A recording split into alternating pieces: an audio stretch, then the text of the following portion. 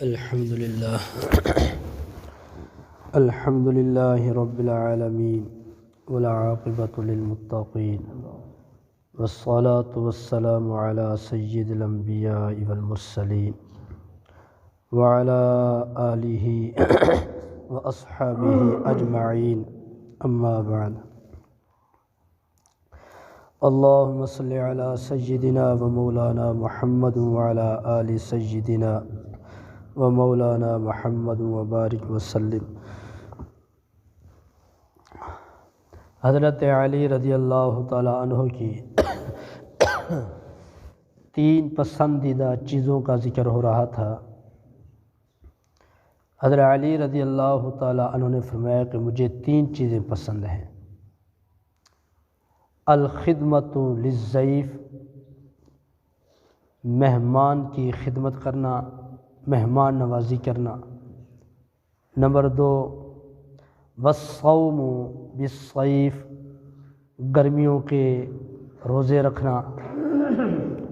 والضرب بالسیف، اور تلوار کے ساتھ اللہ کے راستے میں اللہ کے دین کے لیے جہاد کرنا، یہ مجھے بہت پسند ہے۔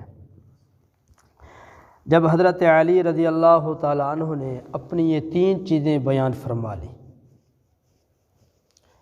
تو حضرت ابن حجر عسقلانی رحمۃ اللہ علیہ فرماتے ہیں فَبَيْنَهُمْ اِذْ جَاءَ جبرائیل علیہ السلام، جبرائیل علیہ السلام آ گئے نبی پاک صلی اللہ علیہ وسلم کے پاس۔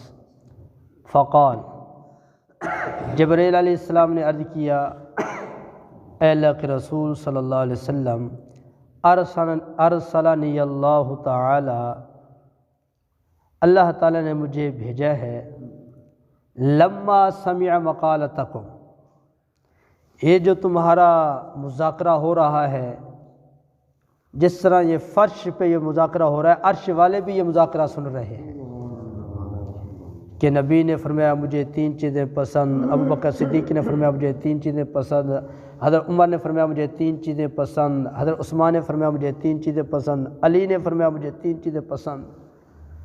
جبرائیل علیہ السلام نے عرض کیا، یا رسول اللہ صلی اللہ علیہ وسلم، ان کنت من اہل الدنیا، اگر میں دنیا والوں میں سے ہوتا تو میں جبرائیل کو بھی 3 چیزیں پسند ہیں۔ وہ 3 چیزیں کون سی ہیں؟ پہلی چیز جبرائیل علیہ السلام نے عرض کیا، ارشاد الضالین، گمراہ بھٹکے ہوئے لوگوں کو راستہ دکھانا میں جبرائیل کو بڑا پسند ہے۔ گمراہ لوگوں کو، بھٹکے ہوئے لوگوں کو راستہ دکھانا میں جبرائیل کو بڑا پسند ہے۔ اب اس کے علماء نے 2 معنی لکھے ہیں۔ ایک معنی تو یہ ہے کہ ایک آدمی سفر کر رہا ہے، آگے راستہ بھول گیا ہے، پتہ نہیں میں ادھر جانا ہے، ادھر جانا ہے، کدھر جانا ہے۔ اب اس کو راستہ بتا دینا، دکھلا دینا، بھئی یہ راستہ ہے جہاں تو جانا چاہتا ہے نا، یہ سڑک جاتی ہے، یہ گلی جاتی ہے، وہ فلاں کا گھر ہے، راستہ لگا دینا۔ اور دوسرا معنی علماء نے یہ بیان فرمایا ہے کہ ایک اللہ کے راستے سے بھٹکا ہوا ہے، دین سے بھٹکا ہوا ہے، اس کو دین کا پتہ نہیں ہے، اس کو دین کا راستہ لگا دینا، حق راستے پہ چلا دینا، حق راستے کی ان کو دعوت دینا، یہ جبرائیل کو بڑا پسند تھا۔ یہی اللہ نے 1,24,000 کم و بیش انبیاء علیہ السلام بھیجے کہ انہوں نے بھی آ کر لوگوں کو یہ راستہ دکھلایا ہے کہ یہ اللہ کا راستہ ہے۔ لوگ بھٹکے ہوئے تھے اور نبیوں نے آ کر محنت کی، جنہوں نے نبیوں کی بات کو مان لیا وہ راہ راستے پہ چل گئے، سیدھے راستے پہ چل گئے، جنہوں نے نہ مانا وہ برباد ہو گئے۔ جب نبی پاک صلی اللہ علیہ وسلم نہیں آئے تھے، لوگ بھٹکے ہوئے تھے، گمراہ تھے، اور ایسی جہالت، گمراہی چھئی ہوئی تھی کہ عورت جا رہی ہے تو ان کی شرط لگ جاتی تھی کہ یہ جو حاملہ عورت جا رہی اس کے پیٹ میں بیٹا ہے یا بیٹی ہے، لڑکا ہے یا لڑکی ہے، شرط لگاتے، زندہ عورت کا پیٹ چاک کر دیتے تھے، تلوار مارتے پیٹ پھاڑ دیتے اور دیکھتے تھے یہ لڑکا ہے یا لڑکی ہے، اتنی گمراہی تھی۔ حضور علیہ السلام اے محنت کی، پھر ان کو ان گمراہی سے نکال دیا تو سیدھے راستے پہ لگا دیا۔ ایسی جہالت تھی، باپ مر گیا، سگی ماں کے ساتھ برا فعل کرتے تھے، گمراہی پہ ڈوبے ہوئے تھے۔ حضور آئے، محنت کی اور فرمایا یہ ماں کے ساتھ مقالہ نہ ملا کرو، اس کے پاؤں دبایا کرو، اس کے پاؤں کے نیچے رب نے جنت رکھی ہے۔ دین نہیں تھا، گمراہی تھی، باپ کی کوئی قدر نہیں تھی۔ جب باپ بوڑھا ہو جاتا تھا، ایک کوئی قید خانہ جس طرح ہوتا ہے یا بنا ہوا ہوتا ہے وہاں جا کے ڈال دیتے ہیں۔ آج بھی انگریز ایسے کرتے ہیں، مغربی لوگ آج بھی ایسا کرتے ہیں، بوڑھے ہو جاتے ہیں ان کو جا کے ڈال دیتے ہیں، کبھی عید پہ جا کے پتہ کر لیا ہے یا نہیں یہ مر گیا۔ تو حضور نے ان گمراہ لوگوں پہ آ کے محنت کی ہے، فرمایا کہ ان کی قدر کرو، ان کے چہرے کا دیدار کرنا حج کا ثواب ہے، اور باپ جنت ہے، ماں باپ جنت کا دروازہ ہے، ماں جنت ہے۔ تو بھٹکے ہوئوں کو سیدھے راستے پہ حضور علیہ السلام نے لگایا، تو گمراہ لوگوں کو راستہ دکھانا۔ جب تک گمراہی تھی حضور علیہ السلام نے محنت نہیں کی۔ کیا حال تھا؟ ایک اونٹنی کسی کے باغ میں چلے گئی، باغ والے نے اونٹنی کے تھن کاٹ دیے،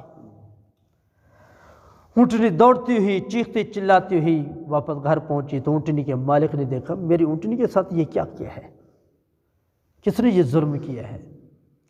وہ خون کے قطرے گرے ہوئے تھے، وہ دیکھتا دیکھتا باغ میں پہنچ گیا۔ باغ والے کو کہا اگر میری اونٹنی کو نقصان کر دیا تھا مجھے بتا دیتا، میں تجھے اس کے عوض دے دیتا، بدلہ دے دیتا، تو نے یہ ظلم کیوں کیا؟ تو اونٹنی کا جو مالک تھا اس نے باغ کے مالک کو قتل کر دیا۔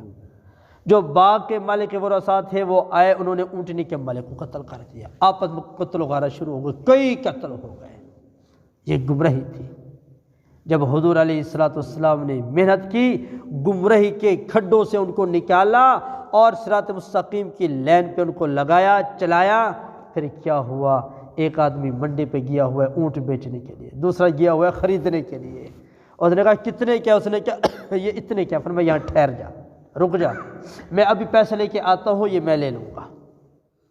وہ اونٹ لے کے کھڑے ہے، یہ پیسے لینے کے لیے گیا، کچھ دیر ہو گئی، جب آیا تو یہ نہیں تھا، تلاش کرتے کرتے یہ اس کے گھر پہنچ گیا، رات گزاری، صبح ہوئی، اس نے پوچھا ہاں بھی کیسے ہے؟ ہم تو آتے ہی دور سے پوچھا خیر ہے کیویں پہ آنا ہے؟ ابھی قریب نہیں ہوتا، دور ہوتا ہے، او خیر ہے کیویں پہ آنا ہے؟ لیکن اس صحابی ساری رات مہمان نوازی کی، صبح پوچھا کہ کیسے آئے تھے؟